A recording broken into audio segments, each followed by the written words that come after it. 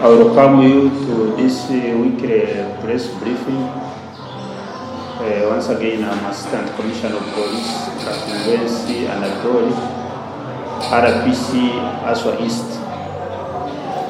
Generally, the situation in Aswa East is calm, save for few incidences that come out of human error, but they are manageable. During the Easter season, we did not register much incidences, apart from a few. One of those incidences was the fight within the refugee camp, whereby communities were fighting out of small disagreements that started with children from school. As the crashes escalated within the camp, we had to mount an operation by joint security forces based on intelligence, and we ended up arresting 77 people. After screening, we have ended up with 21 who are going to be produced to court anytime from now, and they will be remanded. You all know that during that incident we lost 3 people, and those screened people will go on that charge of murder. During the end of the month on 31st, we registered a case of rape. That matter is still under investigation because we are tracing for the suspects, and we cannot disclose the particulars of the victim for safety. Also on 31st, we arrested one gentleman by the names of Otto Vincent, who happens to be a resident of Guru.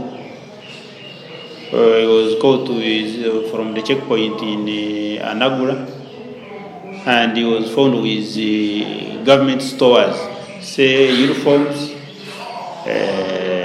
army shoes, and the rest. And he was having a notebook bearing particulars and other documentation on Roads Resistance Army, RRA. We are still having him, and we are investigating the circumstances under which he got the uniforms and the intentions he was planning to use the uniforms, such that we get to know the motive of him getting interested in government stores. There is also a big concern on the misuse of media houses and other social media platforms by people who incite violence and spread harmful propaganda to the communities. We don't know the motive under which they do it, but we are picking concern, especially those who have been monitoring on social media. There is a running story that the Bararo are selling milk, which is poisoned, and for them they drink milk which is good. So someone was calling for a boycott of Bararo milk. That is a worst scenario, and it is regrettable because when you start inciting a community against another, that goes beyond mere social media postings, but it goes to inciting violence. And as security, our picked interest, and we are going to follow up all those that are inciting the community on social media and other media platforms. So we want to caution them that they should stop inciting the media, and the owners of those media houses, together with the admins, should censure those who are misusing their platforms, such that we use those platforms for educative purposes and other running purposes rather than inciting violence.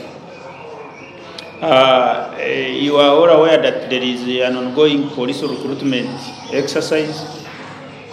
I want to call all those who brought in their applications that the shortlists are out, and they should check in with their respective districts where they submitted those applications to check whether they were shortlisted, and they turn up for interviews on the specified dates which they will get from the respective districts where their shortlisted names are. I want to call upon them to go and check such that we don't lose this opportunity for them to join the forces and to get jobs. So they should check and be there in time to ensure that they are recruited within the force. Recently there was a cabinet reshuffle whereby some of our elders here were maintained as members, as ministers, and others were appointed newly as ministers. For us as Uganda Police, Aswa East Region, we take this opportunity to congratulate those who were appointed as ministers and those who maintain their positions as ministers. We celebrate with them and we pledge total cooperation with those ministers to ensure that the area is safe, peaceful, for development to take place.